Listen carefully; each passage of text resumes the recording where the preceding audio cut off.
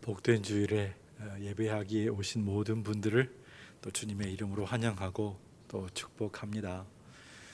우리 모두가 더 강건하고 또 하나님 맡겨주신 귀한 사명들을 감당하는 그런 시간들을 사모하고 있는 가운데 있습니다. 다 함께 모여서 예배하면 얼마나 좋겠어요. 그렇게 할 수가 없는 상황이고 다음 주까지 아마 그 이야기가 계속되고 있는 가운데 있어서 다음 주까지 그러지 않을까 하는 생각을 해보게 됩니다. 조금 숫자가 더 많이 좀 줄었으면 좋겠고 또 우리가 함께 모여서 예배하는 데 있어서 정말로 사모하는 마음이 더 깊어질 수 있는, 오늘 우리가 모여있는 이곳에 많은 분들이 안 계시잖아요. 가정에서 온라인으로 예배를 드리기도 하고 또 교육관에서 3층에서 예배를 드리기도 하고 그러고 있는 가운데 있어요.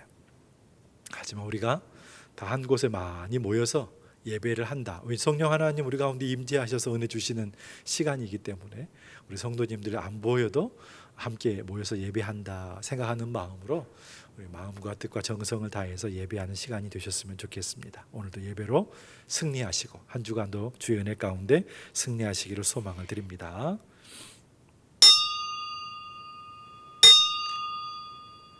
다 같이 일어나셔서 우리 임내송 하시고 주일 오전 예배 드리겠습니다.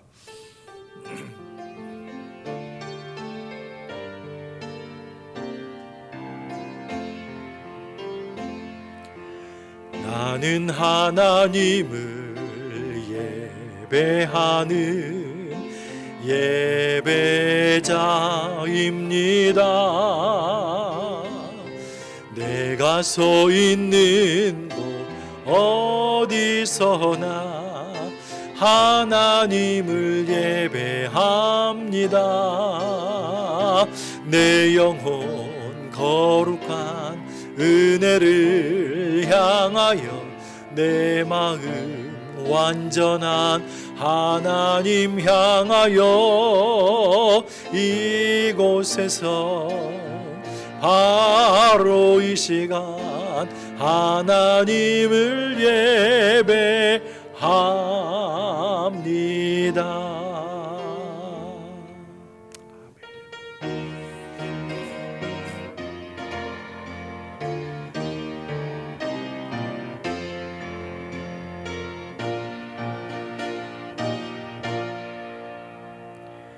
할렐루야. 여호와를 경외하며 그의 계명을 크게 즐거워하는 자는 복이 있도다. 그의 후손이 땅에서 강성하며 정직한 자들의 후손에게 복이 있으리로다. 아멘.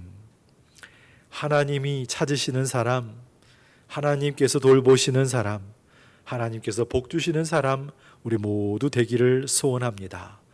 주 예수 그리스도의 십자가의 은혜로 구원받아 하나님의 자녀가 되어 오늘 이날도 구별하고 성별하여 예배하기 위해 모였사오니 살아계신 하나님 우리 가운데 임재해 주시고 하늘의 신령한 은혜와 땅의 기름진 복을 더하여 주시옵소서.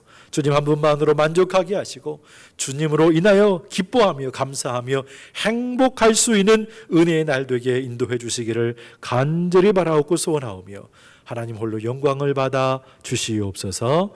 예수님의 이름으로 기도하옵나이다. 아멘.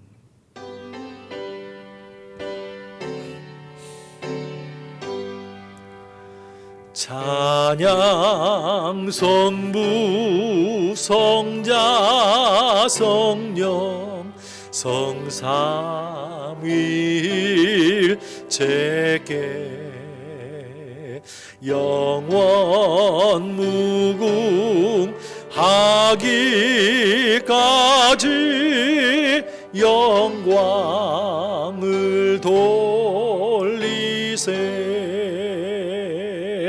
영광을 돌리세. 아멘.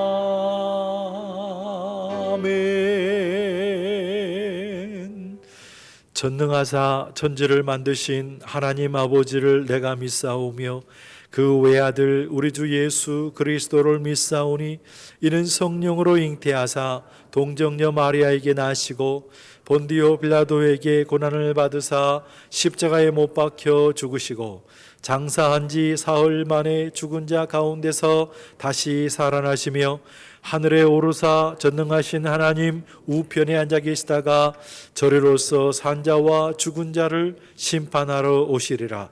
성령을 믿사오며 거룩한 공예와 성도가 서로 교통하는 것과 죄를 사하여 주시는 것과 몸이 다시 사는 것과 영원히 사는 것을 믿사옵나이다. 아멘. 지존자여 시편금과 비파와 수금으로 여호와께 감사하며 주의 이름을 찬양하고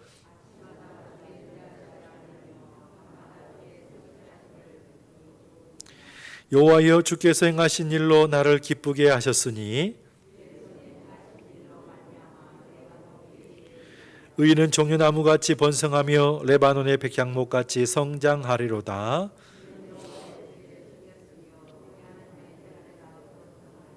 그는 늙어도 여전히 결실하며 진액이 풍족하고 빛이 청청하니 여호와의 정직하심과 나의 바위 되심과 그에게는 불의가 없음이 선포되리로다. 아멘. 자리에 앉으시면 박형배 장로님 예배를 위해서 기도하시겠습니다.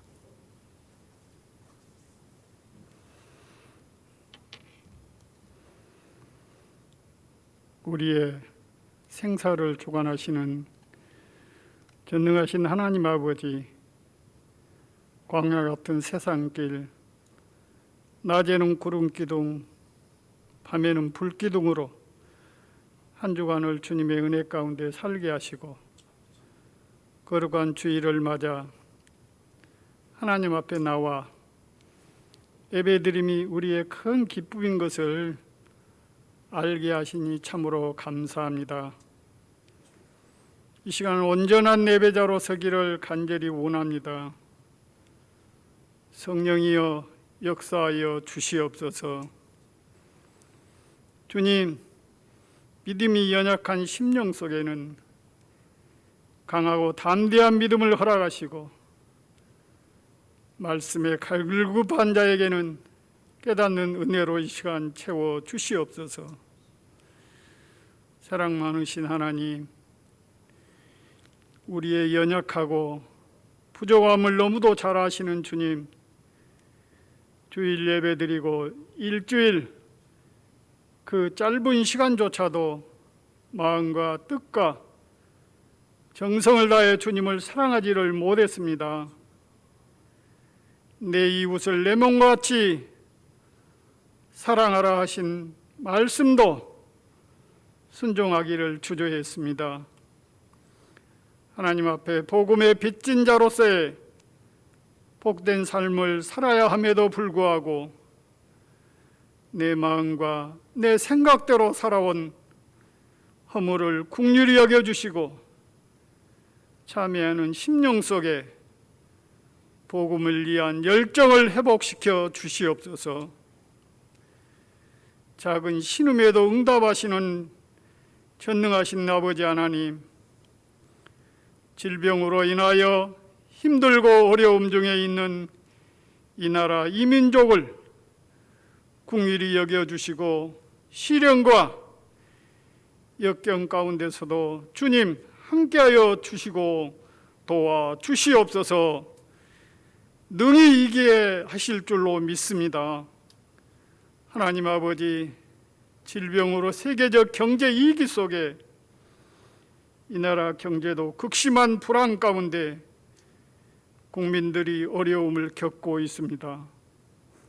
하나님, 이 무서운 질병이 더 이상 번져나가지 않고 조속히 소멸되어서 온 국민이 불안 속에서 안정을 되찾고 일상생활로 돌아가게 하여 주시고 교회 예배가 회복이 되어서 마음껏 찬양하고 기도하며 성도 간에는 친교를 나누고 어려운 내 이웃에게는 진정한 예수님의 사랑으로 다가갈 수 있는 복된 교회가 되게 하여 주시옵소서.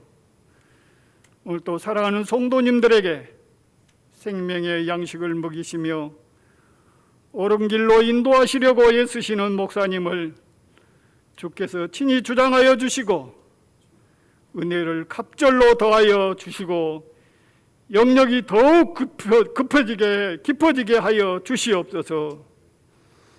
하나님의 말씀을 귀로 듣는 것이 아니라 우리 가슴에 새길 수 있는 귀한 시간이 될 수 있도록 우리 모두에게 하나님의 능력과 권능이 우리 심령 가운데 역사하여 주시옵소서. 특별히 주님의 교회를 사랑하며 몸을 들여 헌신할 때에 감사와 감격을 경험하게 하시고 억지로 하는 섬김이 아니라 감사하는 마음으로 섬김의 본을 보이는 은혜로 채워 주시옵소서. 모든 영광 주님께 올리오며 예수님의 이름으로 기도드리옵나이다. 아멘.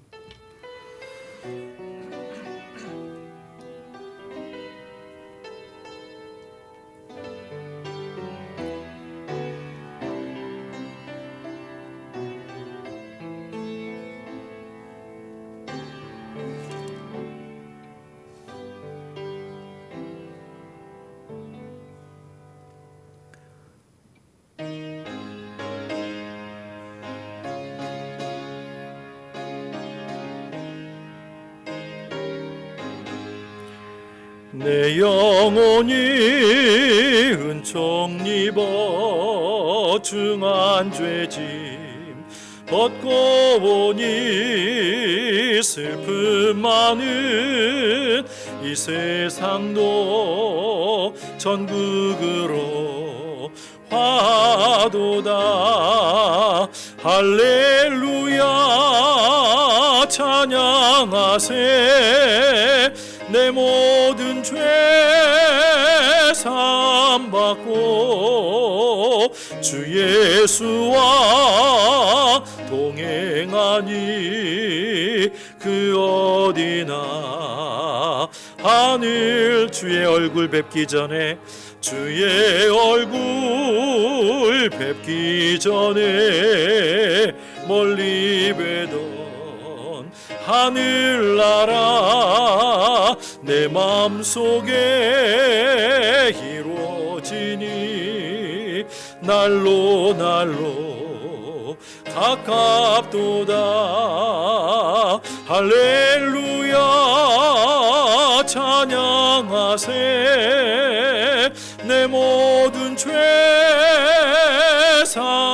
사함받고 주 예수와 동행하니 그 어디나 하늘나라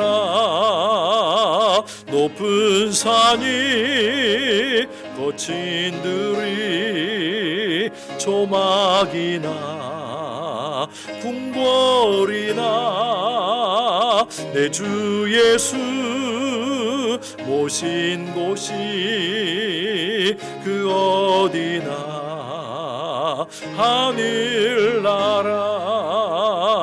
할렐루야 찬양하세.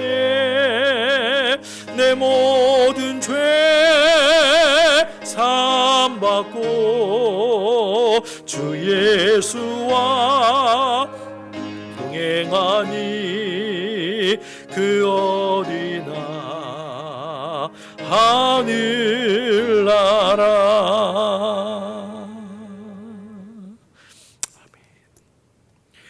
오늘 함께 보실 하나님의 말씀은 이사야 1장 10절 말씀부터 20절까지 있는 말씀이 되겠습니다. 구약성의 968면에 있는 말씀, 구약성경 968면에 있는 이사야 1장 10절로 20절에 있는 말씀이 되겠습니다. 이사야 1장 10절로 20절에 있는 말씀, 앞에 있는 자막을 참고하시고요, 제가 봉독하도록 하겠습니다.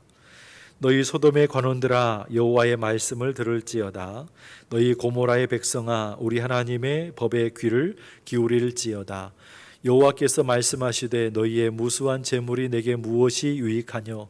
나는 순양의 번제와 살진 짐승의 기름에 배불렀고 나는 수송아지나 어린 양이나 순염소의 피를 기뻐하지 아니하노라. 너희가 내 앞에 보이러 오니 이것을 누가 너희에게 요구하였느냐? 내 마당만 밟을 뿐이니라. 헛된 재물을 다시 가져오지 말라. 분향은 내가 가증히 여기는 바요 월삭과 안식일과 대회로 모이는 것도 그러하니 성회와 아울러 악을 행하는 것을 내가 견디지 못하겠노라. 내 마음이 너희의 월삭과 정한 절기를 싫어하나니 그것이 내게 무거운 짐이라. 내가 지기에 곤비하였느니라. 너희가 손을 펼 때에 내가 내 눈을 너희에게서 가리고 너희가 많이 기도할지라도 내가 듣지 아니하리니 이는 너희의 손에 피가 가득함이라. 너희는 스스로 씻으며 스스로 깨끗하게 하여 내 목전에서 너희 악한 행실을 버리며 행악을 그치고 선행을 배우며 정의를 구하며 학대받는 자를 도와주며 고아를 위하여 신원하며 과부를 위하여 변호하라 하셨느니라. 여호와께서 말씀하시되 오라 우리가 서로 변론하자. 너희의 죄가 주홍 같을지라도 눈과 같이 희어질 것이요 진홍 같을 붉을지라도 양털같이 희게 되리라. 너희가 즐겨 순종하면 땅의 아름다운 소산을 먹을 것이요 너희가 거절하여 배반하면 칼에 삼켜지리라. 여호와의 입의 말씀이니라. 아멘. 교회 앞에 광고의 말씀 주시겠습니다.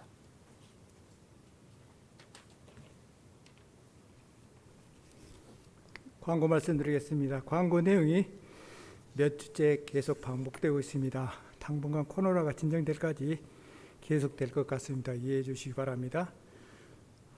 이 시간 예배에 참여하신 모든 분들을 주님의 이름으로 환영하고 축복합니다. 코로나19의 확산세가 광주와 전남 지역에서도 줄어들지 않고 있습니다. 질병관리청의 당부에 따라 평상시에도 마스크를 착용해야 되겠지만 본당에 들어오시면서는 무조건 마스크를 착용해 주시기 바랍니다. 그리고 37.5도 이상의 열이 나거나 목에 통증이 있거나 기침이 심할 때는 예배 참석을 자제해 주시기 바랍니다. 그리고 보건소에 연락해서 보건소의 지시를 따라 주시기 바랍니다. 이제 여름에서 가을로 바꿔지는 환절기입니다. 감기 조심하시기 바랍니다. 그리고 주일 예배는 우선 당분간 9시와 11시 두 번으로 드리고 있습니다. 아직까지 실내에서 50명 이상 집 앞 금지 명령으로 인해 본당과 교육관 3층 두 곳에서 나누어 예배를 드리고 있습니다. 안내위원들이 안내하신 대로 좀 협력해 주시면 감사하겠습니다. 어려운 때일수록 예배 중심의 삶을 준수하시기 바랍니다. 그리고 11시 예배에는 유치부실에서 어린 자녀를 둔 가정에 환하여 영상으로 예배를 드릴 수 있습니다. 사회적 거리두기 2단계 진행하는 동안 교회 학교 예배는 진행되지 않고 있습니다. 부서에서는 아이들의 영성 관리에 신경을 써주시기 바랍니다.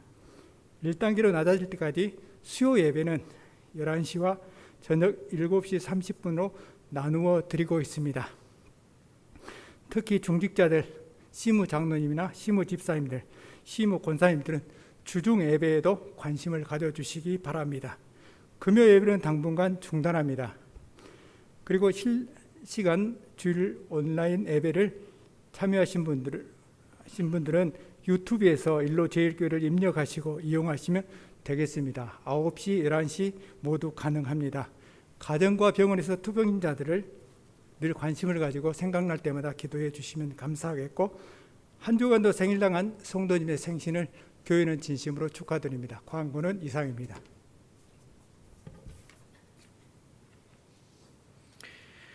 축복 광고를 많이 참고해 주시기 바라고요.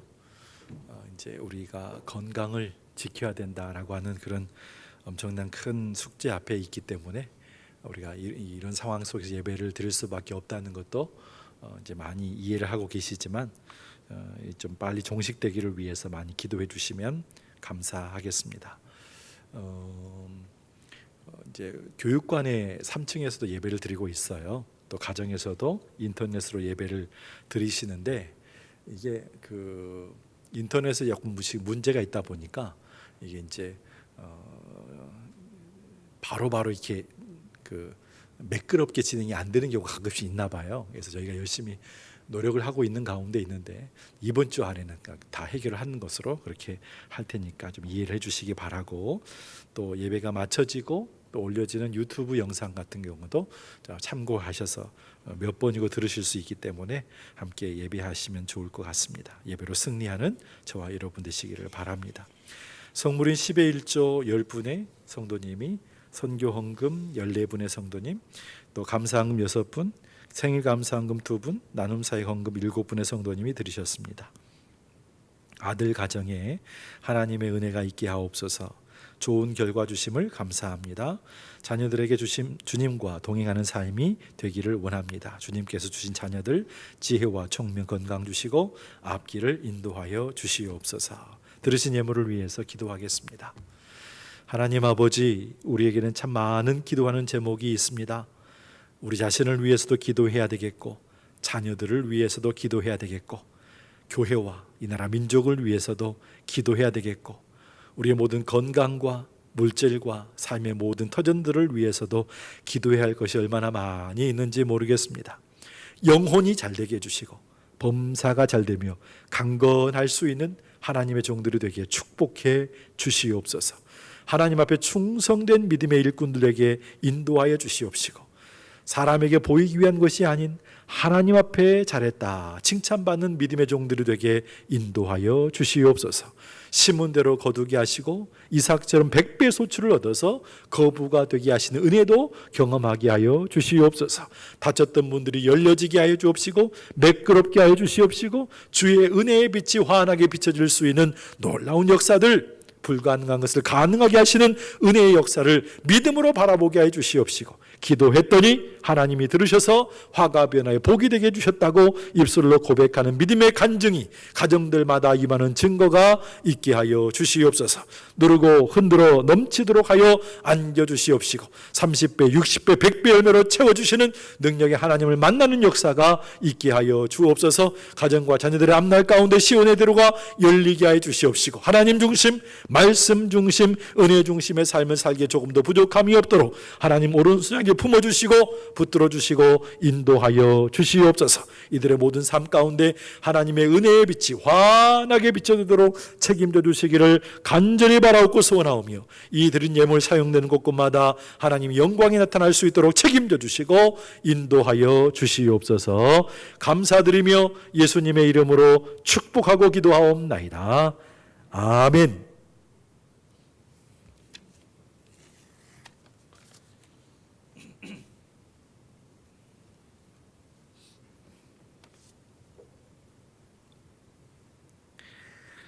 하나님의 생각을 실천하며 사는 성도, 지난주의 제목과 같은데 오늘은 두 번째 시간을 가져보려고 합니다.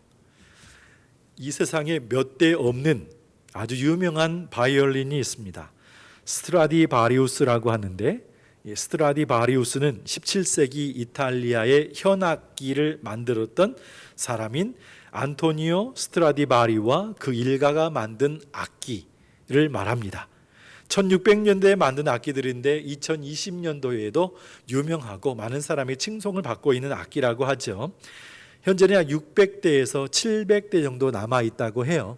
근데 이게 얼마나 가치가 있는지, 2006년에 크리스티 경매에서 이 스트라디바리우스 한 대가 354만 달러에 팔렸어요. 우리 돈으로 하면 42억 원. 그러니까 바이올린 한 대 값이 42억 원이에요. 네. 무엇이든지 그 희소성이 가치를 높입니다. 요즘은 희소한 것, 희귀한 것, 또 희한한 것이 비쌉니다. 사람들이 재테크 수단으로 세계 경제를 주름잡고 있는 미국의 달러화를 사들이기 시작합니다. 그리고 조금 단계를 넘어서게 되어지면 금을 사들이기 시작하죠. 그 단계 넘어서게 되어지면 예술작품들, 미술작품들, 그리고 문화재를 사모으게 됩니다. 보통 사람들은 이해가 안 되죠. 왜 그런 걸 살까? 하지만 그게 재테크의 수단이 된대요. 부르는 게 값일 때가 있기 때문에 그렇습니다. 이 세상에 이렇게 희소하고 희귀한 것들만 가득하다고 한다면 저와 여러분이 어떻게 살겠습니까? 그래서 우리 하나님께서는 저와 여러분을 많이 사랑하셔서 우리가 살아가는데 조금도 부족함이 없게 꼭 필요한 것들은 희소한 것이 아니라 많아지게 하나님 만들어 주셨어요. 예를 들면 공기, 숨 쉬는데 이 조금밖에 없어가지고 답답하지 않아요? 지장이 없어요. 또 물, 빛, 시간과 같은 것들은 누구나 다 쉽게 쓸 수 있게 많이 우리 가운데 주셨단 말씀이죠. 너무너무 중요한 거예요. 이거 없으면 살 수가 없기 때문에 그렇습니다.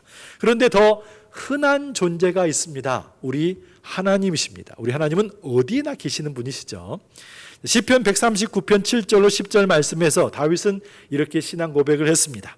내가 주의 영을 떠나 어디로 가며 주의 앞에서 어디로 피하리이까? 내가 하늘에 올라갈지라도 거기 계시며 수월에 내 자리를 펼치라도 거기 계시니이다. 내가 새벽 날개를 치며 바다 끝에 가서 거주할지라도 거기서도 주의 손이 나를 인도하시며 주의 오른손이 나를 붙드신다고 말씀하고 계세요. 하나님은 하늘 끝에도 계시고 바다 끝에도 계시고 우리가 고통 가운데 신음하고 있어도 그곳에 계시고 우리 생명이 끊어지는 순간에도 우리와 함께 하시며 우리를 지키시고 인도하시는 분이라고 하는 것입니다. 얼마나 감사한지 몰라요. 왜 그럴까? 왜 그러실까요? 하나님은 우리에게 너무 중요한 분이기 때문입니다.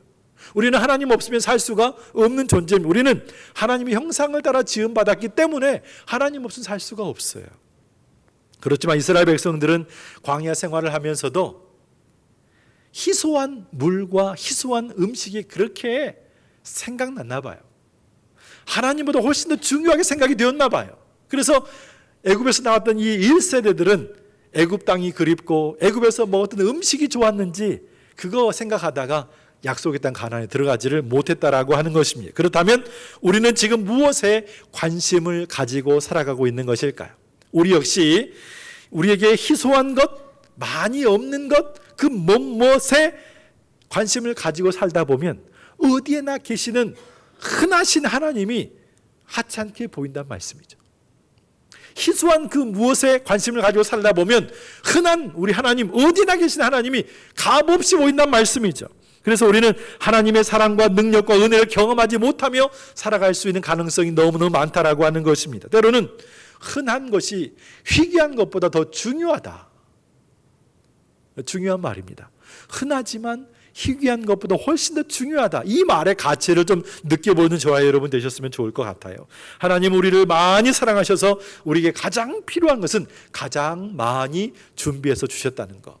얼마나 감사한지 모른다는 것이죠. 그렇습니다. 우리는 하나님은 어디나 계시며 언제나 우리와 함께 하십니다. 모든 만물을 통해서 영광을 받으시기를 원하시, 특별히 하나님의 형상을 따라 지음받은 저와 여러분을 통해서 영광을 받으시기를 원하세요. 우리의 생각이 중요하죠. 우리의 말, 우리 행동, 우리의 삶 중요합니다. 하지만 이 모든 것을 통해서 하나님은 영광을 받으시기를 원하신다라고 하는 것. 그렇다면 하나님께서 기뻐하시는 길은 무엇일까요? 오늘 말씀의 제목처럼 하나님의 생각을 실천하는 성도가 가야 할 인생길. 우리는 어떤 길을 가야 할까요? 특별히 코로나19 때문에 감염성 질환 때문에 많은 사람이 걱정, 염려하고 있는 가운데 있습니다. 우리는 그 상황 속에서 어떻게 살아야 하나님이 기뻐하시는 믿음의 인생이라고 말할 수 있겠느냐라고 하는 거예요. 오늘은 예배에 관한 말씀을 좀 드리려고 합니다. 왜냐하면 하나님은 저와 여러분에게 주시는 그 관심과 생각과 마음이 그 예배를 통해서 나타나기 때문에 그래요. 저와 여러분을 바라보실 때 그 예배를 통해서 만나주시고 예배를 통해서 말씀하시기 때문이에요. 한번 들어보세요. 먼저 하나님은 예배를 통해서 우리에게 말씀하시고 예배를 통해서 해결책을 제시해 주시고 그리고 우리가 살 수 있는 길을 열어주시는 분이 그분이세요. 그래서 예배가 중요합니다. 특별히 공식적인 예배 시간이 중요합니다. 물론 하나님의 관심을 넓은 의미에서 보게 되어지면 모든 삶의 터전이 다 하나님의 은혜로 채워져 있기 때문에 모든 것이, 모든 순간이, 모든 공간이 다 예배라 생각되어지면 하나님의 모든 관심은 거기에 있겠다, 어디나 있겠다 생각할 수 있겠지만 공식적인 예배를 떠나서 믿음의 세계를 점검해 볼 수가 없는 거 아니겠습니까? 왜? 하나님이 그 예배의 시간에 관심이 많으시니까요. 거기다가 기독교는 전통적으로 성전 중심의 예배 생활을 해왔습니다. 하나님께서 이스라엘 백성들에게 성막을 주셨고요, 성전을 주시면서 그리고 하나님 중심의 신앙생활을 하라고 말씀해 주셨어요. 그리고 나는 너희 하나님이다, 너희는 내 백성이다, 이 말 속에 담겨있는 가장 중요한 단어 언약이라고 하는 거죠. 이 이스라엘 백성들 언약 백성으로서 하나님만 잘 섬기면 되는 거였습니다. 하나님께서는 절기 때마다 이스라엘 백성들에게, 특히 남자들에게는 다 하나님 앞에 나오라고 말씀하셨죠. 나올 때 빈손으로 오지 말라고까지 말씀을 하셨어요. 그만큼 중요한 것이죠. 헌신이라고 하는 것이. 그래서 성전 중심의 신앙생활이 지금까지도 계속되고 있는 것입니다. 우리에게 너무 익숙한 장소가 예배하는 이곳이고요. 성전이고요. 그리고 우리의 신앙생활의 처음 출발점도 이곳이었다라고 하는 것이 익숙해요. 우리 예수님 뭐라고 말씀하셨냐면 요한복음 4장 23절 24절 말씀에서 이렇게 말씀하셨습니다. 하나님 아버지께 참되게 예배하는 자들은 영과 진리로 예배할 때가 오나니 곧 이때라. 아버지께서는 자기에게 이렇게 예배하는 자들을 찾으시느니라. 하나님은 영이시니 예배하는 자가 영과 진리로 예배할지니라. 그래서 예배라고 하는 것은 하나님의 영 성령이 우리 가운데 임재하시고 감동을 주시는 가운데 마음과 뜻과 정성을 다해 드리는 예배가 온전한 예배라고 성경은 분명히 말씀하고 있어요. 성전 중심의 예배, 공식적인 예배 시간이 중요한 것입니다. 그리고 하나님 우리 예배를 통해서 말씀하시고 예배를 통해서 해결책을 제시해 주시고 우리 살 수 있는 길을 열어주시는 분이기 때문에 예배가 소중하고 중요한 거예요. 예배를 귀하게 여기는 성도가 되시기를 주의 이름으로 소망을 드립니다. 그렇다면 질문 하나 드릴게요. 생각해 보세요. 여러분들은 성공의 기준이 뭐라고 생각하십니까? 성공의 기준이 뭘까?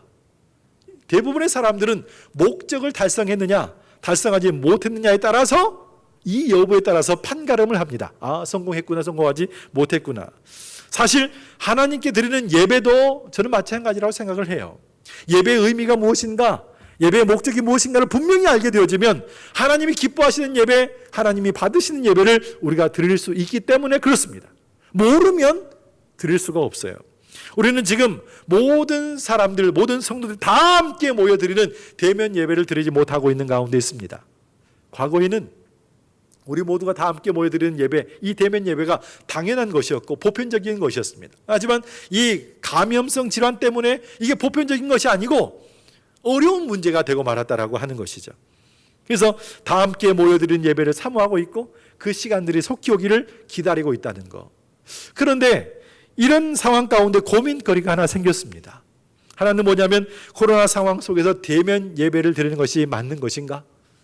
아니면 이 비대면 예배, 기독교 방송을 보면서 온라인으로 드리는 그런 예배, 이런 예배를 드리는 것이 맞는 것인가? 이 문제 앞에서 고민이 돼요. 목회자의 마음도 하고 싶은 얘기가 많겠지만 할 수 없는 그런 상황들, 성도님도 오고 싶지만 올 수 없는 그런 상황들, 여러 가지 의미가 있다는 말씀이죠.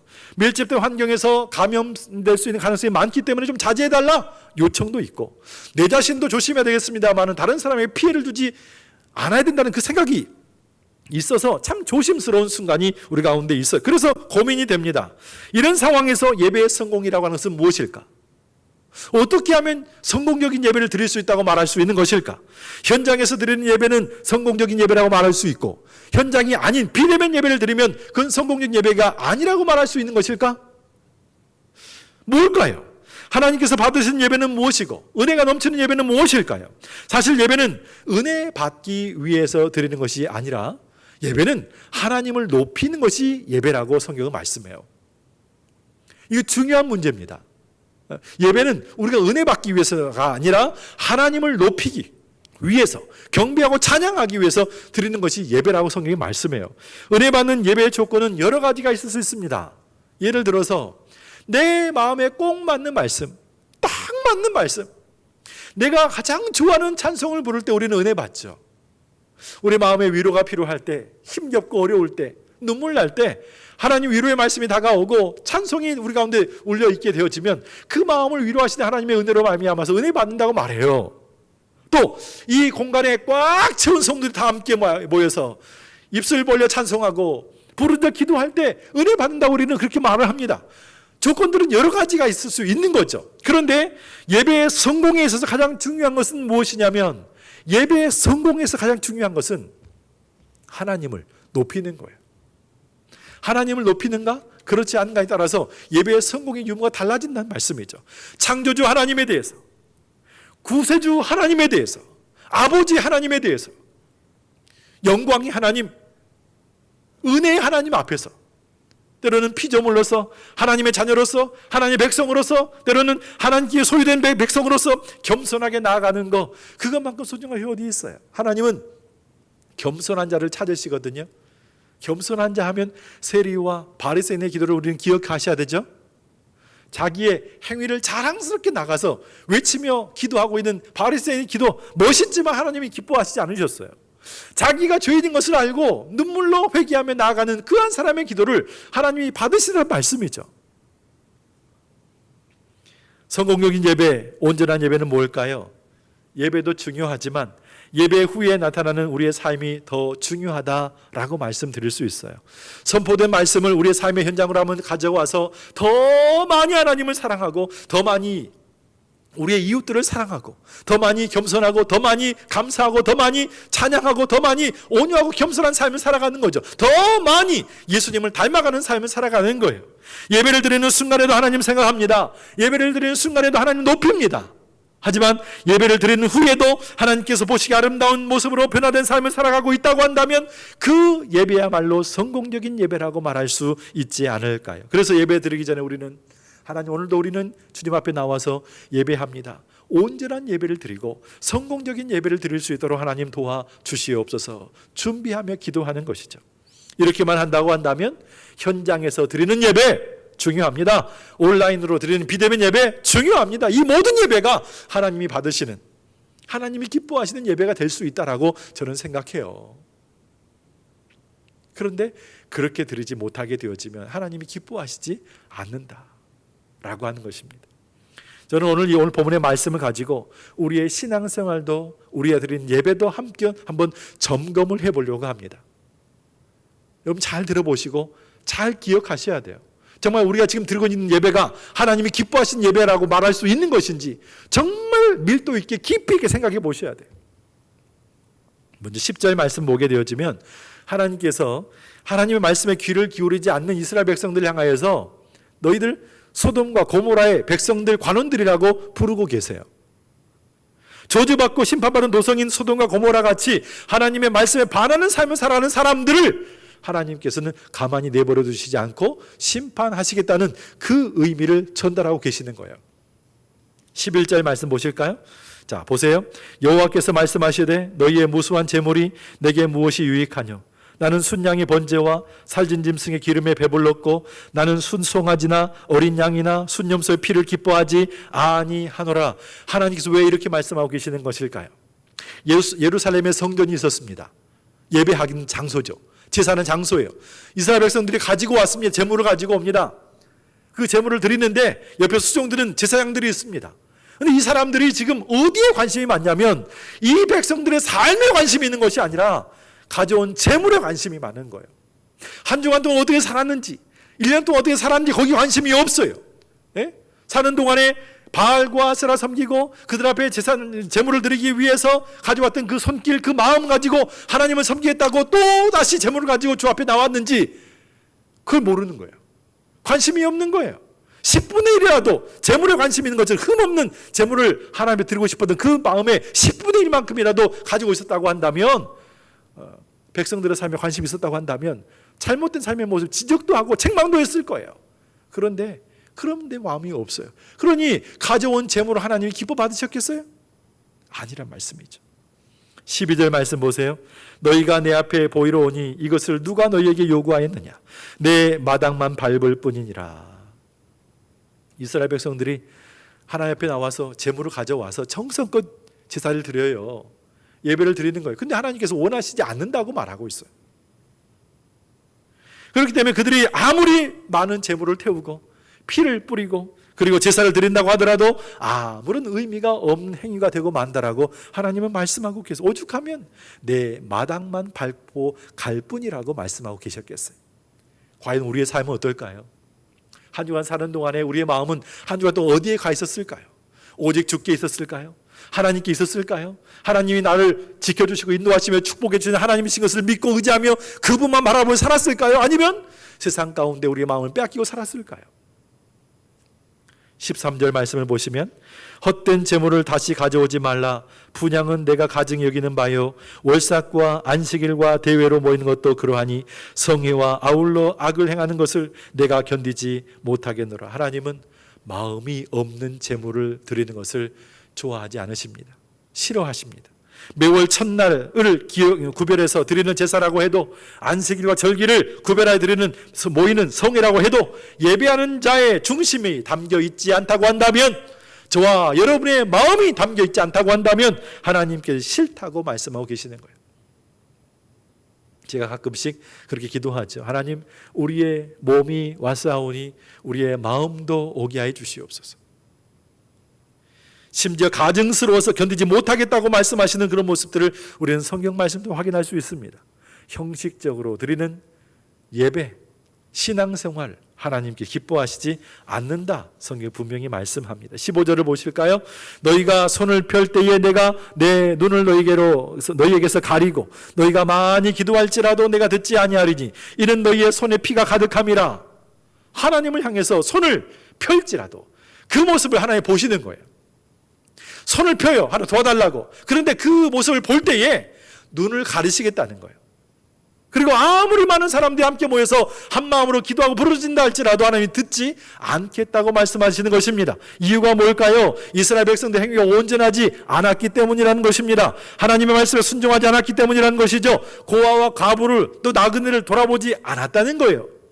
종교적인 열심을 가지고 그들의 허물을 가렸을지는 모르겠으나 그 마음이 하나님께 있지 않다는 것을 성경이 분명히 말씀하고 있습니다. 하나님의 마음을 몰라요. 하나님의 마음은 전혀 몰라요. 그러니 그들의 손에 피만 가득할 뿐이었다는 것을 성경이 지적해 주고 있는 거예요. 사랑하는 성도 여러분, 사모함이 없이 드리는 습관적인 예배는 전능하신 하나님도 지치게 만듭니다. 이웃을 괴롭게 하면서 악을 행한 채로 드리는 예배는 하나님도 견딜 수가 없습니다. 이런 예배를 드리는 자를 오늘 본문은 내 마당만 밟고 갈 뿐이라고 말씀하고 있는 거예요. 과연 우리의 예배는, 진정한 예배는 하나님이 받으시는 예배라고 말할 수 있는 것일까? 그동안 우리가 수십 년 동안 드려왔던 예배는, 아니 오늘 우리가 드리는 이 예배는 정말로 하나님 기뻐하시는, 하나님 받으신 예배라고 말할 수 있는지, 오늘도 우리는 변죽만 올리고 하나님의 성전에 마당만 밟고 가는 것이 아닌지 기억하십시오. 비대면 예배, 또 대면 예배, 온라인 예배에 대해서 여러분이 갖고 계신 나름대로 어떤 기준들이 있으실 텐데 그것으로 우리가 면죄부를 사람 삼아서는 절대 안 됩니다. 이래서 괜찮고 저래서 괜찮고 절대 안 됩니다. 하나님께서는 죄와 악을 버리고 옳은 일, 또 선한 일을 하는 삶으로 드리는 예배를 우리에게 원하고 계세요.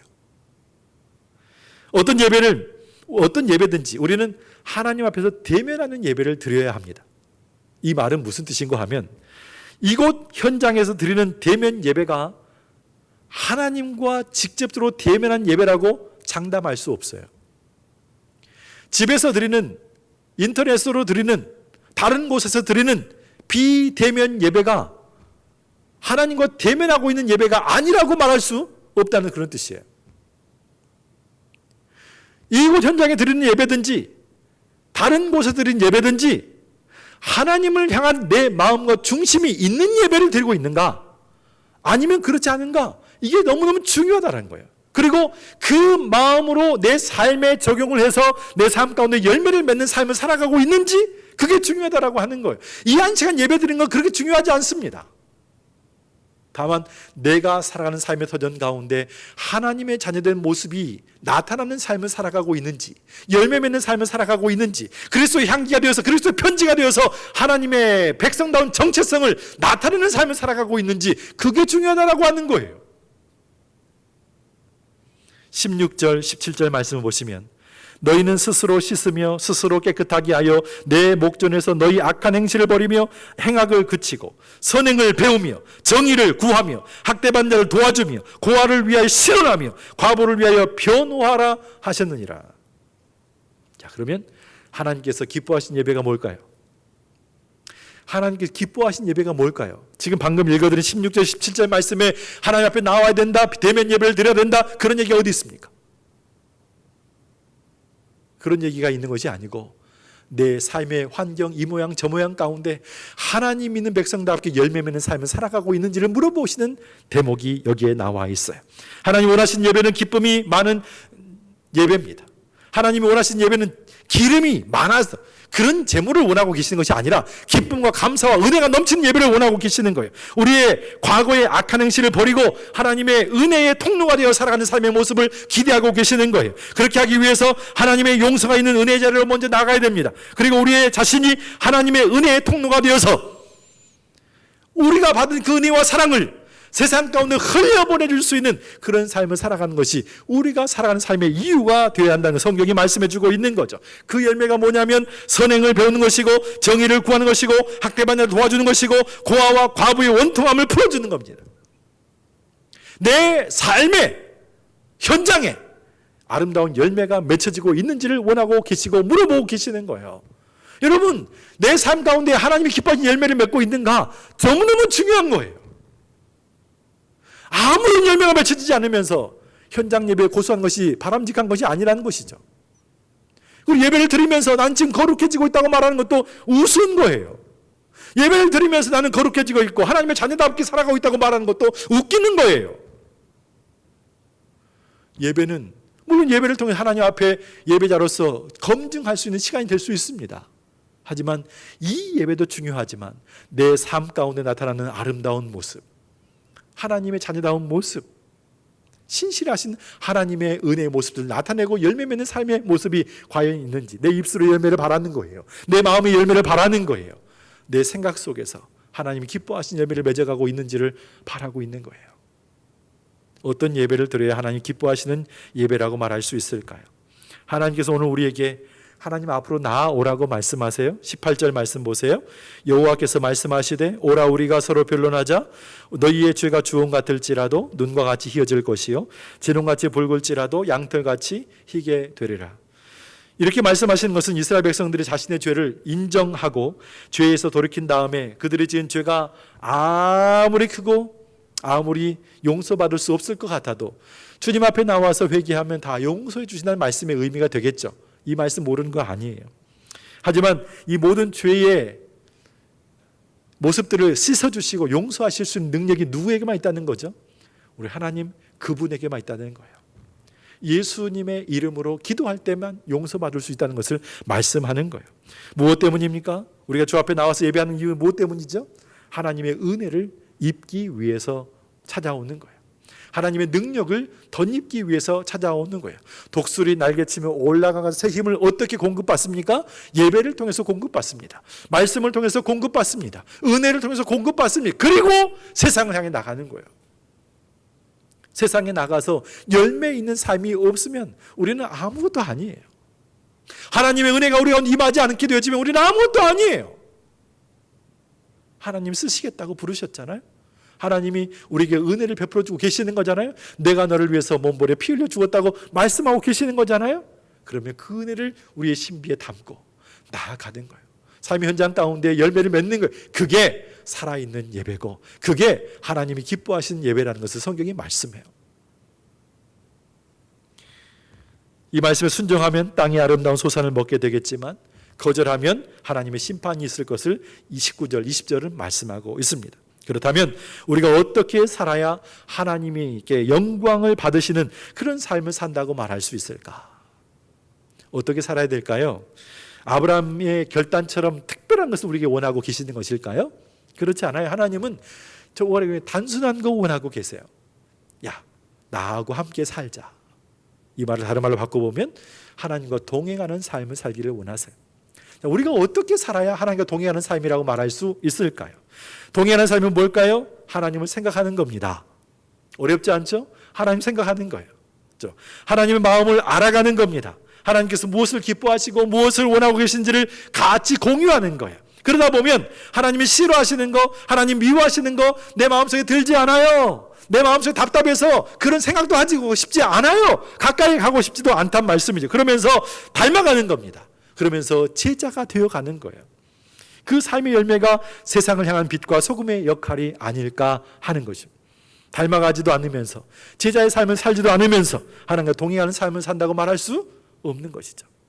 그래서 우리는 이렇게 생각해 볼 수 있어요. 좀 이제 지금 들을 말씀을 생각해 보세요. 하나님을 많이 생각하는 거예요. 하나님을 많이 생각하는 것과 믿음의 문제. 하나님을 많이 생각한다면 그것으로 인해서 내 믿음이 크다고 말할 수 있을까? 요거예요. 하나님의 생각을 많이 한다고 해서 그것이 우리의 믿음의 전부라고 말할 수 있을까?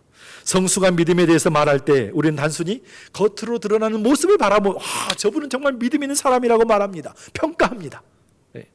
그래서 언제나 하나님을 떠올리고 하나님 생각하면서 더 기도해야 돼, 더 찬양해야 돼, 더 예배를 많이 드려야 돼 라고 이것이 최선인 것처럼 말하면서 오해를 할 때가 많이 있다라고 하는 거예요. 사실은 그렇지 않습니다. 예배와 신앙생활을 통해서 하나님을 생각했다고 한다면 이제부터는 그 하나님의 생각을 내 삶의 환경으로 가지고 와서 내 삶 가운데 적용을 하기 시작을 해야 되겠죠. 하나님 앞에 찬송하고 하나님 앞에 예배하며 하나님 앞에 기도했다고 한다면 그 능력을 가지고 내 삶의 현장을 가져와야 되죠. 내 삶 가운데 그 말씀의 은혜가 심어지고 적용이 되어지고 열매를 맺어갈 수 있도록 하기 위해서 내 삶에 적용을 하는 것이 마땅한 거예요. 그게 믿음의 삶이에요. 그것이 참된 신앙생활이에요. 우리의 일상의 삶과 가족과 이웃을 향한 하나님의 생각이 무엇일까? 그리고 우리의 꿈과 달란트와 학교생활과 직장과 삶의 터전에 담긴 하나님의 생각은 무엇일까? 상처와 두려움과 인간관계와 경제적인 어려움을 향한 하나님의 생각은 무엇일까? 지금 코로나19를 만났는데 걱정, 염려하고 우리를 향해서 하나님이 경고하고 맺을 수 있는 메시지는 무엇일까? 우리가 무엇을 하기를 원하고 계시는 것일까? 적용해 보는 거예요. 고민하고 기도하면서 내 생각을 하나님의 생각에 맞춰가는 거예요. 그 생각을 녹여서 살아가는 거예요. 그게 참된 믿음이라고 하는 것입니다. 그게 참된 예배라고 하는 거예요. 그러니까 하나님의 생각하는 것도 좋고 더 중요한 것이지만 그것만이 전부가 아니라 내 삶 가운데 내가 생각했던 하나님, 내가 했던 모든 찬양과 경배와 기도와 모든 예배가 내 삶 현장 가운데 녹아 스며들어서 열매를 맺는 삶을 살아가도록 인도해 가는 것, 그게 참된 예배라고 하는 거예요. 그러니까 이 자리에 모여서 현장에 모여서 드리는 대면 예배 중요하죠. 비대면하지만 온라인으로 드리는 예배도 중요합니다. 하지만 어느 한 곳에만 중요하고 어느 한 곳에 중요하지 않는 것이 아니라 둘 다 마찬가지예요. 우리의 마음과 중심이 있어서 하나님이 받으신 예배를 드리고 있는지, 다른 데 해찰하지 않고 핸드폰 펼쳐가면서 인터넷 검색하는 것이 아니라 진정으로 마음을 다해서 예배하고 있는지, 그 마음을 하나님이 보시는 거예요. 그러지 않게 되어지면 오늘도 우리는 하나님의 성전에 마당만 밟고 가는 것뿐일 수밖에 없는 그런 하나님이 기뻐하시지 않은 삶을 살아갈 수밖에 없다, 이렇게 말씀을 드릴 수밖에 없겠습니다. 대표적으로 우리 예수님이 그렇게 사셨어요. 하나님의 뜻을 따라서 아파하고 신음하는 사람들, 가난하고 병든 사람들 싸매주시고 고쳐주시고 치유하셨죠. 더 낮아지시고 더 겸손하셨고 십자가에 못 박혀 죽기까지 그 사랑을 다 베풀어 주셨어요. 자기 사람들을 끝까지 사랑하셨죠. 우리도 마찬가지예요. 우리에게 주시는 하나님 은혜를 따라서 그 은혜의 열매를 맺기 위해 하나님 앞에 서는 것. 결론 짓겠습니다. 오늘 우리에게도 하나님은 그렇게 살라고 말씀하십니다. 어떻게 살아야 되는가 모를까 봐 우리보다 먼저 앞서가시면서 믿음의 삶의 본을 보여주셨다는 것이죠. 그 길을 따라오라고 말씀하십니다. 세상 사람들이 어떻게 보든지 상관이 없다고 말씀하십니다. 많은 사람이 찾지 않아도 괜찮다고 말합니다. 좁고 협착해도 환영받지 못해도 그 길을 가라고 말씀하십니다. 그 길만이 온전한 믿음의 길이기 때문에 그렇다는 것이죠. 주님 가신 길인데 왜 안 가십니까? 주님이 오라고 말씀하시는데 왜 안 가십니까? 좁고 협착해도 많은 사람 찾지 않아도 하나님 백성들이 그 길에 가야 한다고 말씀하시기 때문에 우리는 가야 되는 것이죠. 그래서 예배하며 주 앞에 나아가 은혜를 경험한 모든 것이 내 삶 가운데 적용이 되어지고 열매를 맺도록 하기 위해 주님 앞에서 매 순간마다 우리 자신을 쳐서 복종시키며 예배자로서 살아가는 것이 저와 여러분이 살아가야 할 삶의 이유가 되고 목적이 되셔야 하는 거야.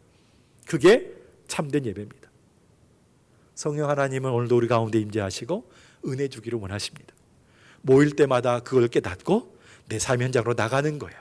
그리고 그곳에서 승리하는 저와 여러분 되시기를 주의 이름으로 소망을 드리고 축원을 드리겠습니다. 다 같이 기립하시겠습니다.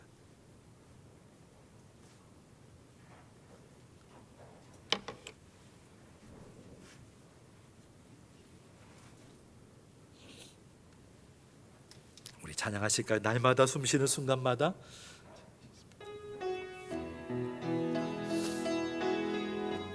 우리 함께 가사를 기억하시면서 우리와 함께 하신 하나님을 만나기를 소망합니다. 날마다 숨쉬는 순간마다 내 앞에 주님 앞에 이 몸을 맡길 때 슬픔 없네, 두려움 없네. 주님의 그 자비로운 손길 항상 좋은 것 주시도다. 사랑스레 아픔과 기쁨을, 수고와 평화와 안식, 날마다 주님 내 곁에 계셔 자비로 날 감싸주시네. 주님 앞에 이 몸을 맡길 때 힘주시네, 위로함 주네. 어린 나를 품에 안으시사 항상 평안함 주시도다. 내가 살아 숨을 쉬는 동안 살피신다 약속하셨네. 인생의 어려운 순간마다 주의 약속 생각해보네. 내 맘속에 믿음 잃지 않고 말씀 속에 위로를 얻네. 주님의 도우심 바라보며 모든 어려움 이기도다. 흘러가는 순간순간마다 주님 약속 새겨봅니다. 할렐루야. 하나님은 저와 여러분과 함께 하신다고 말씀하세요. 날마다 숨쉬는 순간마다 우리와 함께 하겠다고 말씀하고 계세요. 그리고 은혜를 주십니다. 세상에 나가서 빛과 소금의 역할을 감당하는 삶을 살라고 그런 은혜를 주시는 거예요. 그 은혜를 주시는 시간, 우리 받는 시간이 예배의 시간이죠. 중요한 거예요. 공식적인 예배 시간이, 함께 모여서 대면하며 예배드리는 시간이 중요한 거예요. 그나마 집중할 수 있으니까요. 그런데 대면 예배든지 비대면 예배든지 다 중요한 것은 그곳에 모여있는 우리가 정말 우리의 중심이 이곳에 있고 마음이 있고 뜻과 정성을 다해 드린 예배가 우리 가운데 있느냐라고 하는 것이고, 그 예배를 드린 다음에 우리의 삶에 적용을 해서 내 삶 가운데 그런 열매를 맺고 있는 삶을 살아가고 있는지가 중요한 것이죠. 우리 하나님과 동행하는 삶을 살고 있느냐라고 하는 거예요. 하나님 어디나 계십니다. 우리와 함께 하십니다. 근데 우리가 그 하나님을 찾고 있고 그 하나님과 동행하기를 소망하면서 믿음으로 살고 있는가, 그게 중요한 것이죠. 여러분의 삶의 현장이 승리하는 장소가 되기를 바랍니다. 예배하는 복된 장소가 되기를 원하고 하나님이 기뻐하시는 처소가 되기를 원합니다. 그저 예배 시간만 중요하고 예배 드리고 가면 그리고 끝이다. 아니요, 그렇지 않아요. 그렇지 않아요. 그게 능력이 되어서 여러분의 삶 가운데 나타날 때 여러분의 삶은 하나님이 기뻐하시는 믿음의 인생이 되어지고, 그만 가져와라, 가증스럽다, 이렇게 말씀하신 하나님의 음성이 우리 가운데 들려오지 않는 것이죠. 하나님의 성전에 마당만 밟고 가는 인생이 아니라 정말로 진정으로 드리는 거룩한 산제사를 드리는 저와 여러분이 되어야 될 거 아닙니까? 예배로 승리하는 저와 여러분 되시기를 주의 이름으로 축복합니다. 제가 기도하고 모든 순서 마치겠습니다. 하나님 아버지, 예배자로 승리하기를 원합니다. 아버지의 마음을 주시옵소서. 하나님의 마음을 주시옵소서. 은혜가 흘러넘치게 해 주시옵소서. 믿음으로 살게 하시옵소서. 예배자로 승리케 해 주시옵소서. 하나님이 기뻐하시는 믿음의 삶을 살다가 주께 영광 찬송 올려드릴 수 있는 우리 모두의 삶이 되게 인도하여 주시옵소서. 우리의 삶의 현장 가운데 하나님 기뻐하시는 아름다운 신앙의 열매가 주렁주렁 맺어갈 수 있도록 악한 영혼 수막이 틈타지 못하도록 지켜주시옵시고 주의 영 성령께 강하게 역사하시는 믿음의 삶이 우리 가운데 있도록 책임져 주시옵소서. 연약한 육신 가지고 주 앞에 나와 싸우니 머리부터 발까지 성령의 은총으로 덮어주시옵시고 만져주시옵시고 회복의 영을 더해주시사 주의 은혜로 종의 집에 복을 받았다고 내 영육의 건강을 회복했다고 강하고 담대하게 되었다고 승리하는 삶을 살게 되었다고 입술로 고백하는 믿음의 간증이 우리 가운데 있도록 책임져 주시고 함께하여 주시옵소서. 지금은 우리 주 예수 그리스도의 은혜와 우리 아버지 하나님의 무한하신 사랑과 성령님의 교통하심이 주의 은혜로 복을 받아 주 앞에 예배자로 살아가며 승리하기를 소망하고 다짐하는 우리 모든 믿음의 백성들 머리 위에 가정과 생업 현장과 자녀들 앞날과 이 나라 민족 위에 주의 몸된 교회 위에 지금으로부터 영원토록 함께 있을지어다. 아멘.